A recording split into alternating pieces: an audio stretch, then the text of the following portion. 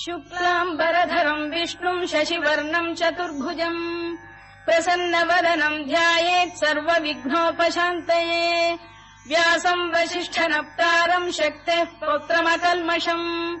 पराशरात्मजम् वन्दे शुकतातम् तपोनिधिम् व्यासाय विष्णुरूपाय व्यासरूपाय विष्णवे नमो वै ब्रह्मनिधये वासिष्ठाय नमो नमः अविकाराय शुद्धाय नित्याय परमात्मने सदैकरूपरूपाय विष्णवे सर्वजिष्णवे यस्य स्मरणमात्रेण जन्म संसारबन्धनात् विमुच्यते नमस्तस्मै विष्णवे प्रभविष्णवे ॐ नमो विष्णवे प्रभविष्णवे श्रीवैशम्पायन उवाच श्रुत्वा धर्मानशेषेण पावनानि च सर्वशः युधिष्ठिरः शान्तनवम् पुनरेवाभ्यभाषत युधिष्ठिर उवाच किमेकम् दैवतम् लोके किम् वाप्येकम् परायणम् स्तुवन्तः कङ्कमर्चन्तः प्राप्नुयुर्मानवा शुभम् को धर्मः सर्वधर्माणाम् भवतः परमो मतः किम् जपन्मुच्यते जन्तुर्जन्म संसारबन्धनात् श्रीभीष्म उवाच जगत्प्रभुम् देवदेवमनन्तम् पुरुषोत्तमम् स्तुवन्नाम सहस्रेण पुरुषः सततोत्थितः तमेव चार्चयन्नित्यम् भक्त्या पुरुषमव्ययम् ध्यायम् स्तुवन् नमस्यम् च यजमानस्तमेव च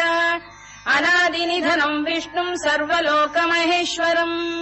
लोकाध्यक्षम् स्तुवन्नित्यम् सर्वदुःखातिगो भवेत् ब्रह्मण्यम् सर्वधर्मज्ञम् लोकानाम् कीर्तिवर्धनम् लोकनाथम् महद्भूतम् सर्वभूतभवोद्भवम् एष मे सर्वधर्माणाम् धर्मोऽधिकतमो मतः यद्भक्त्या पुण्डरीकाक्षम् स्तवैरच्चेन्नरः सदा परमम् यो महत्तेजः परमम् यो महत्तपः परमम् यो महद्ब्रह्म परमम् यः परायणम् पवित्राणाम् पवित्रम् यो मङ्गलानाम् च मङ्गलम् दैवतम् देवतानाम् च भूतानाम् यो व्ययः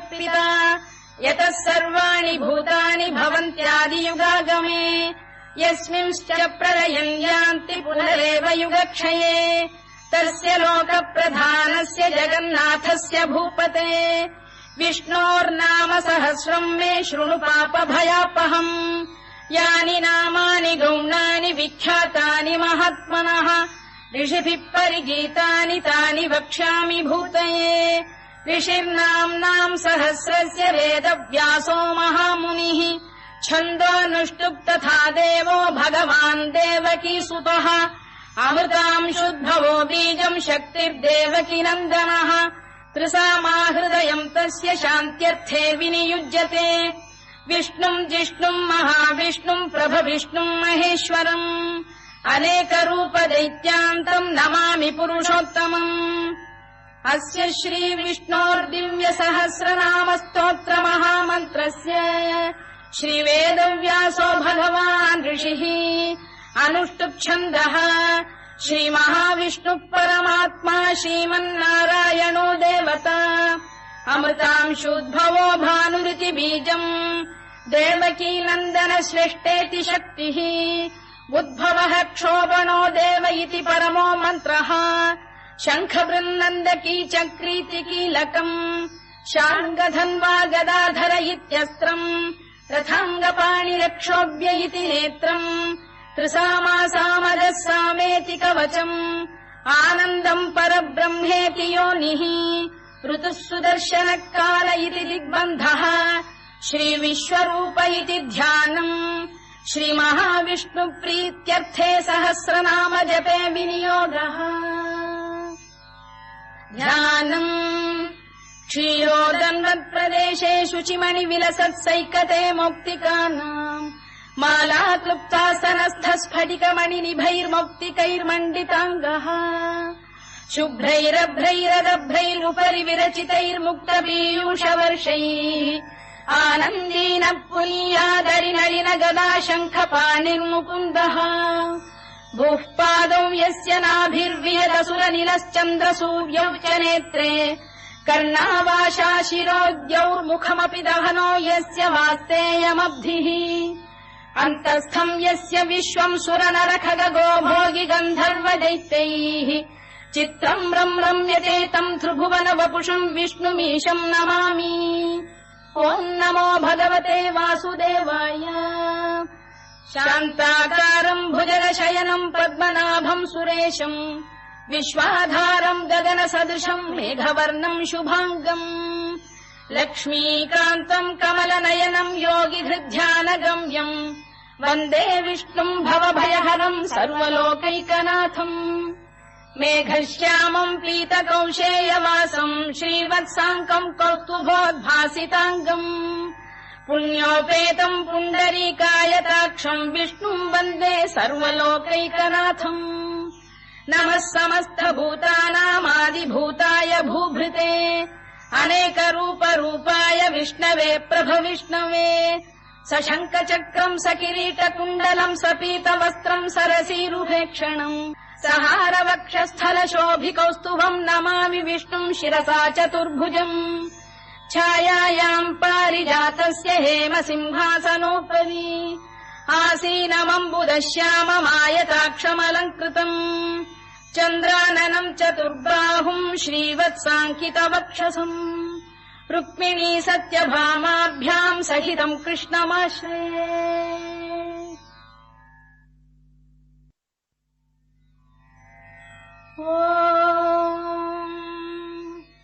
विश्वम् विष्णुर्वषत्कारो भूतभव्य भवत्प्रभुः भूतकृद्भूतभृद्भावो भूतात्मा भूतभावनः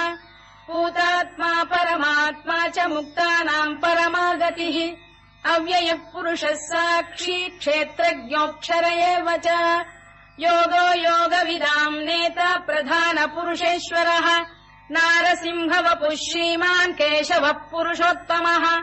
सर्वः शर्वः शिवस्थाणुर्भूतादिर्निधिरव्ययः सम्भवो भावनो भर्ता प्रभवः प्रभुरीश्वरः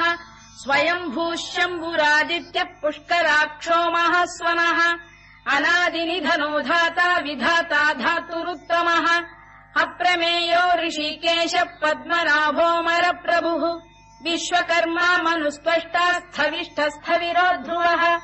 अग्राह्यः शाश्वतः कृष्णो लोहिताक्षप्रदर्दनः प्रभूतस्त्रिककुब्धाम पवित्रम् मङ्गलम् परम् ईशानप्राणदप्राणो ज्येष्ठः श्रेष्ठः प्रजापतिः हिरण्यगर्भो भूगर्भो माधवो मधुसूदनः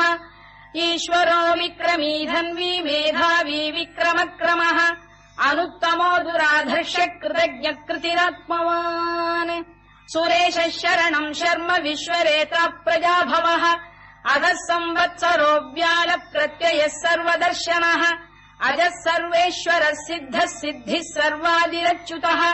वृषाकपिरमेयात्मा सर्वयोगविनिसृतः वसुर्वसुमनः सत्यः समात्मा संमितः समः अमोघः पुण्डरीकाक्षो वृषकर्मा वृषाकृतिः रुद्रो बहुशिरा बभ्रुर्विश्वयोनिः शुचिश्रवाः अमृतः शाश्वतस्थाणुर्वरारोहो महातपाः सर्वगः सर्वविद्भानुर्विश्वक्सेनो जनार्दनः वेदो वेदविदव्यङ्गो वेदाङ्गो वेदवित्कविः लोकाध्यक्षः सुराध्यक्षो धर्माध्यक्षकृताकृतः चतुरात्मा चतुर्व्यूहश्चतुर्दंष्टश्चतुर्भुजः भ्राजिष्णुर्भोजनम् भोक्ता सहिष्णुर्जगदादिजः अनघो विजयो जेता विश्वयोनिः पुनर्वसुः उपेन्द्रो वामनः प्रांशुरमोघः शुचिरूर्जितः अतीन्द्रः सङ्ग्रहः सर्गो धृतात्मा नियमो यमः वेद्यो वैद्यः सदा योगी वीरः माधवो मधुः अतीन्द्रियो महामायो महोत्साहो महाबलः महाबुद्धिर्महावीर्यो महाशक्तिर्महाद्युतिः अनिर्देश्य वपुः श्रीमान् अमे आत्मा महादृधृत् महेश्वासो महीभर्ता श्रीनिवासः सताङ्गतिः अनिरुद्धः सुरानन्दो गोविन्दो गोविदाम्पतिः मरीचिर्दमनो हंसः सुपर्णो भुजगोत्तमः हिरण्यनाभः सुतपाः पद्मनाभः प्रजापतिः अमृत्युः सर्वदृक्सिंहः सन्धाता सन्धिमान् स्थिरः अजो दुर्मर्शनः शास्ता विश्रुतात्मा सुरारिः गुरुर्गुरुतमो धाम सत्यः सत्यपराक्रमः निमिषो निमिषस्रग्वी वाचस्पतिरुदारधीः अग्रणीर्ग्रामणी श्रीमान् न्यायो नेता समीरणः सहस्रमूर्धा विश्वात्मा सहस्राक्षः सहस्रपात् आवर्तनो निवृत्तात्मा संवृतः सम्प्रमर्दनः अधः संवर्तको वह्निरनिलो धरणीधरः सुप्रसादप्रसन्नात्मा विश्वधृक् विश्वभुग्विभुः सत्कर्ता सत्कृतः साधुर्जह्नुर्नारायणो नरः असङ्ख्येयो प्रमेयात्मा विशिष्टः शिष्टकृच्छुचिः सिद्धार्थः सिद्धसङ्कल्पः सिद्धिदः सिद्धिसाधनः वृषाही वृषभो विष्णुर्वृषपर्वा वृषोदरः वर्धनो वर्धमानश्च विविक्तः श्रुतिसागरः सुभुजो दुर्धरो वाग्मी महेन्द्रो वसुदो वसुः नैकरूपो बृहद्रूपः शिपिविष्टप्रकाशनः ओजस्तेजोऽब्जुदिधरः प्रकाशात्मा प्रतापनः वृद्धः स्पष्टाक्षरो मन्त्रश्चन्द्रांशुर्भास्करद्युतिः अमृतांशुद्भवो भानुः शशबिन्दुः सुरेश्वरः औषधम् जगतः सेतुः सत्यधर्मपराक्रमः भूतभव्यभवन्नाथः पवनः पावनो नरः कामः कामकृत्कान्तः कामः कामप्रदप्रभुः युगादिकृद्युगावर्तो नैकमायो महाशनः अदृश्यो व्यक्तरूपश्च सहस्रजिदनन्तजित् इष्टो विशिष्टः शिष्टेष्टः शिखण्डी नघुषो वृषः क्रोधः क्रोधकृत्कर्ता विश्वबाहुर्महीधरः अच्युत प्रथितः प्राणदो वासवानुजः अपाम् निधिरधिष्ठानमप्रमत्तः प्रतिष्ठितः स्कन्दधरो धुर्यो वरदो वायुवाहनः वासुदेवो बृहद्भानुरादिदेवः पुरन्दरः अशोकस्तारणस्तारः शूरः शौरिर्जनेश्वरः अनुकूलः शतावर्तः पद्मी पद्मनिभेक्षणः पद्मनाभोरविन्दाक्षः पद्मगर्भः शरीरभृत् महर्धिर्वृद्धो वृद्धात्मा महाक्षो गरुडध्वजः अतुलः शरभो भीमः समयज्ञो हविर्हरिः सर्वलक्षणलक्षण्यो लक्ष्मीवान् समितिञ्जयः विक्षरो रोहितो मार्गो हेतुर्दामोदरः सः महीधरो महाभागो वेगवानमिताशनः उद्भवः क्षोभणो देवः श्रीगर्भः परमेश्वरः करणम् कारणम् कर्ता विकर्ता गहनो गुहः व्यवसायो व्यवस्थानः संस्थानस्थानदो ध्रुवः परद्धिः परमस्पष्टः तुष्टः पुष्टः शुभेक्षणः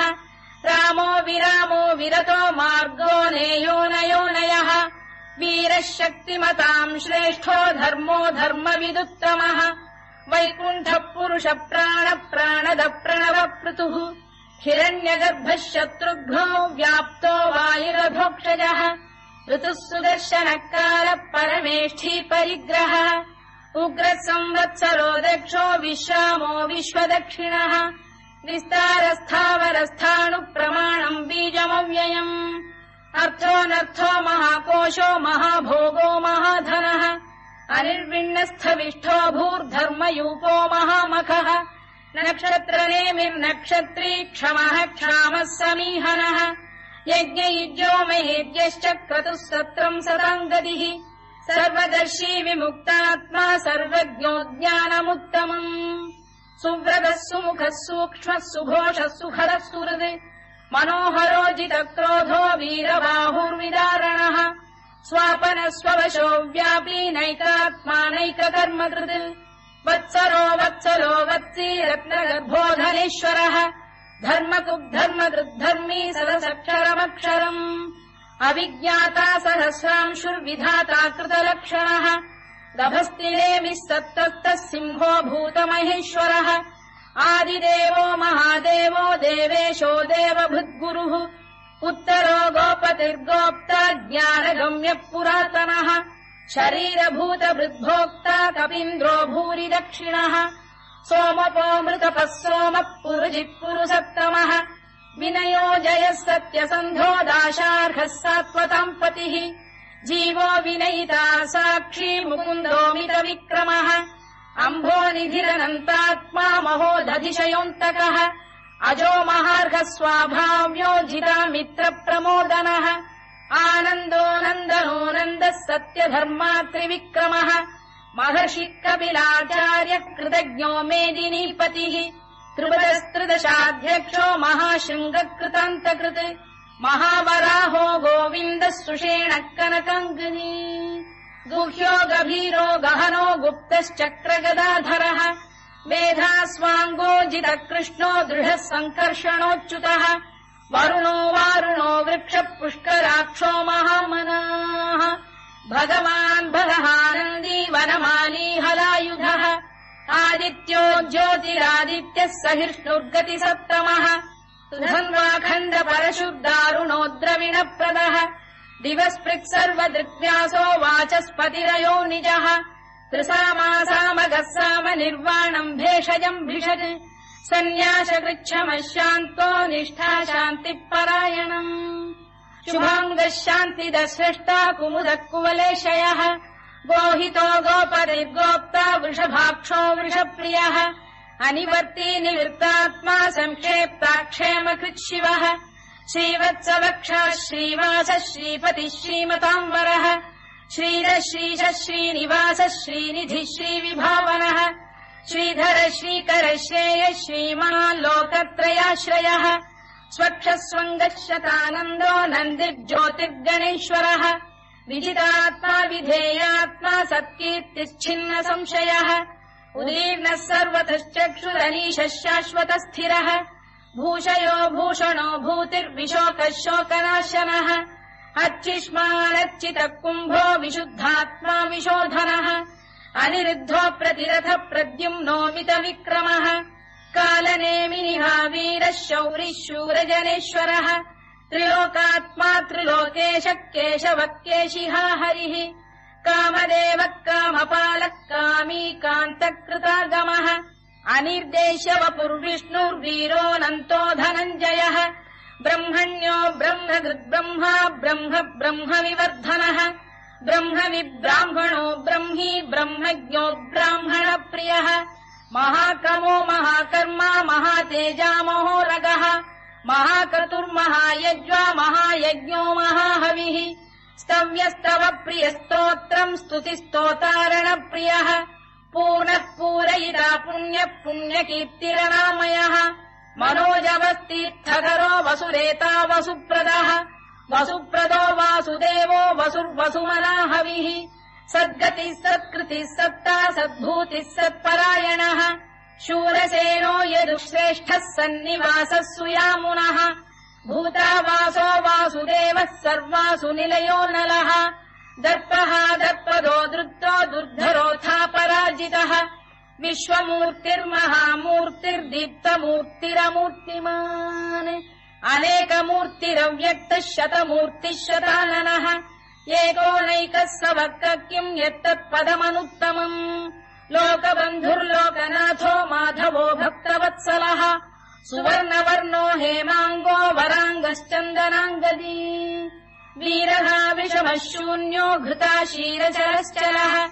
अमानी मानदो मान्यो लोकस्वामी त्रिलोकधृत् सुमेधा मेधजो धन्यः सत्यमेधाधराधरः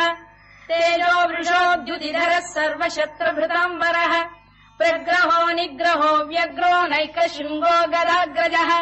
चतुर्मूर्तिश्चतुर्बाहुश्चतुर्व्यूहश्चतुर्गतिः चतुरात्मा चतुर्भावश्चतुर्वेदविदेकपात् समावर्तो निवृत्तात्मा दुर्जयो दुरतिक्रमः दुर्लभो दुर्गमो दुर्गो दुरावासो दुरारिः शुभाङ्गो लोकसारङ्गः स्लुतम् तुस्तन्तु वर्धनः इन्द्रकर्मा महाकर्मा कृतकर्मा कृतागमः उद्भवः सुन्दरः सुन्दरो रत्ननाभः सुलोचनः अर्को वाजसनः शृङ्गी जयन्तः सर्वविजयी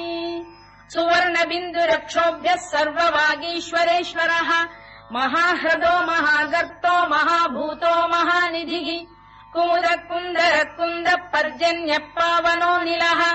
अमृताशोऽमृतवपुः सर्वज्ञः सर्वतोमुखः सुलभः सुव्रतः सिद्धः शत्रुजिच्छत्रुतापनः न्यग्रोधोदुम्बरोश्चतश्चाणूरान्ध्रैषूदनः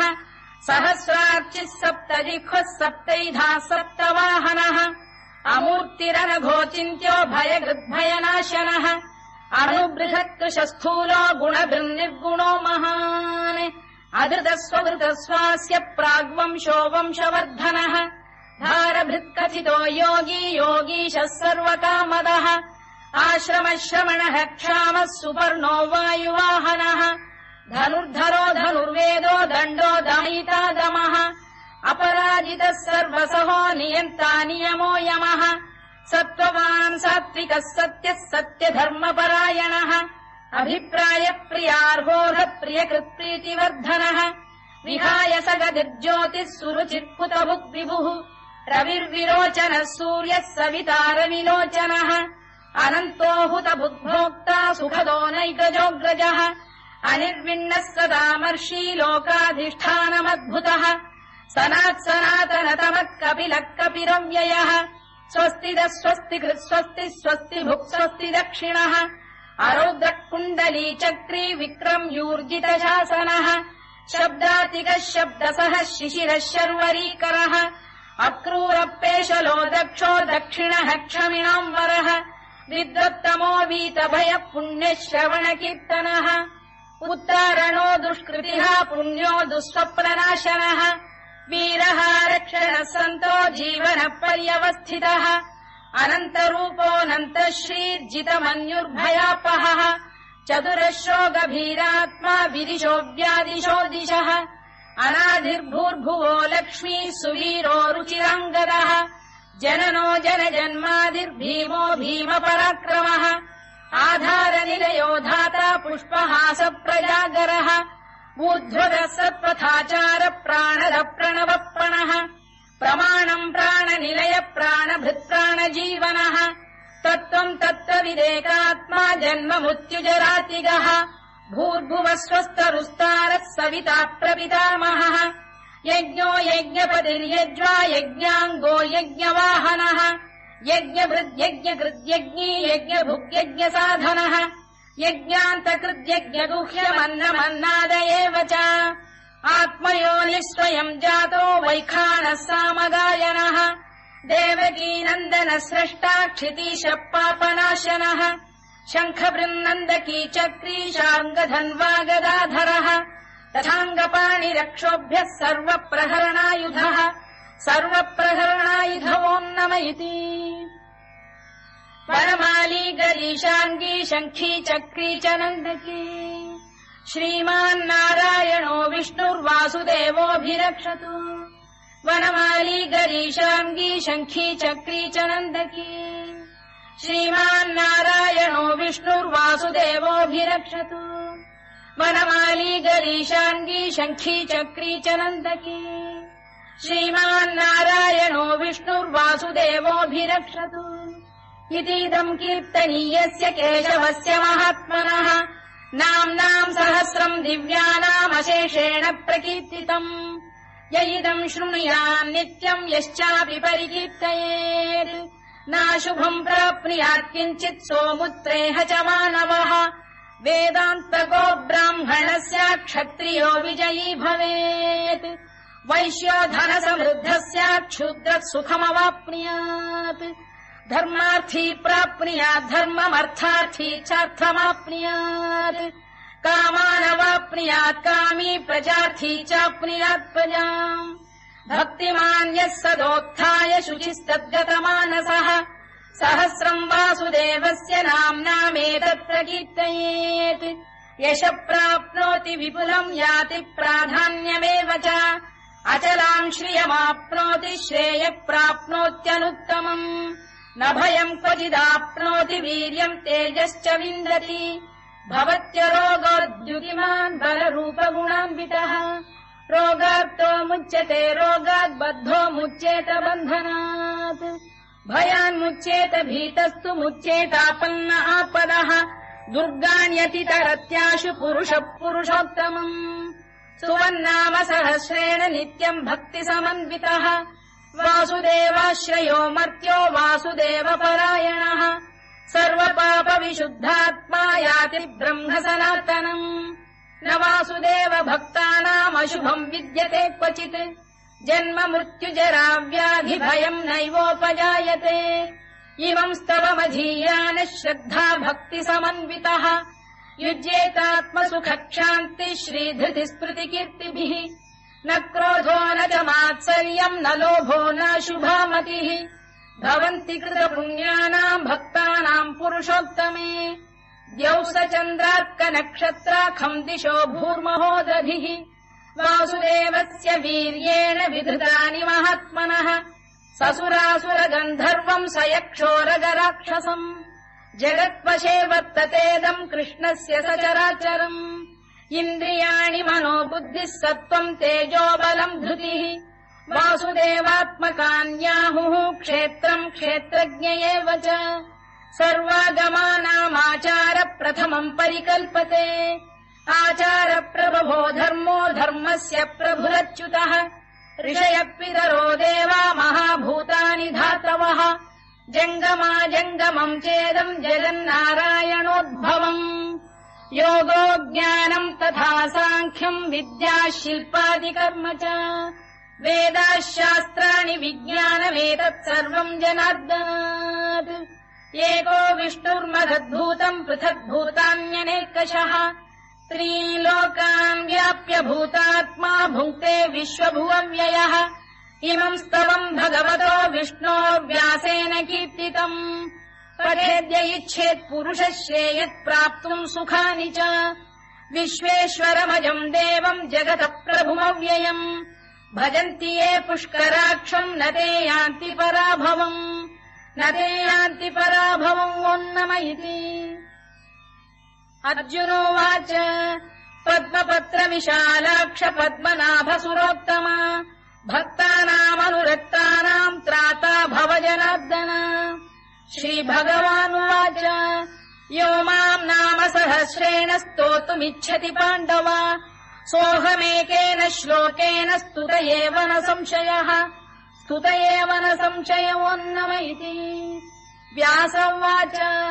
वासनाद्वासुदेवस्य वासितम् भुवनत्रयम् सर्वभूतनिवासोऽसि वासुदेव नमोऽस्तु ते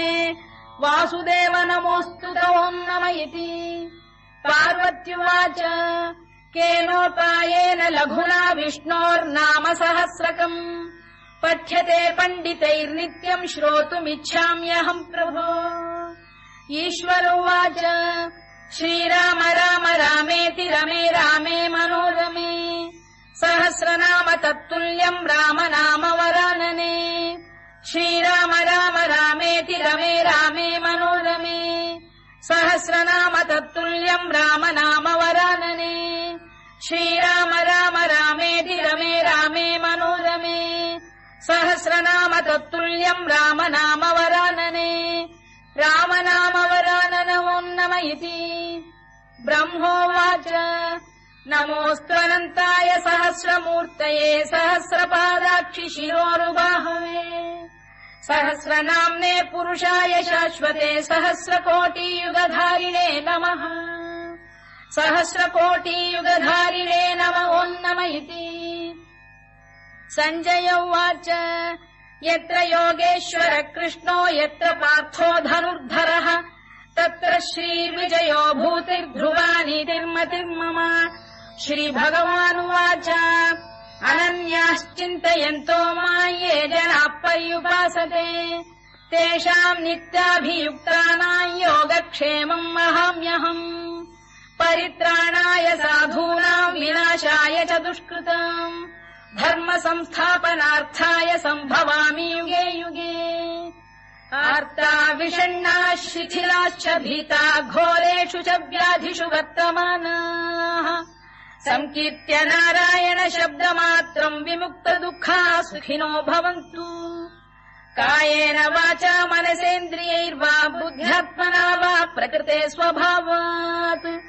करोमि यद्यत् सकलम् परस्मै नारायणायेति समर्पयामि।